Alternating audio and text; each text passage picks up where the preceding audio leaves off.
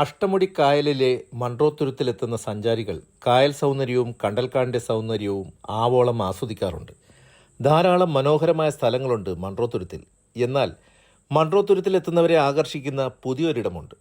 കൊല്ലത്തും പരിസരത്തും ഷൂട്ട് ചെയ്ത പൊന്മാൻ എന്ന സിനിമ ഇറങ്ങിയതോടെയാണ് ഈ വീടും പരിസരങ്ങളും ശ്രദ്ധേയമാകാൻ തുടങ്ങിയത്.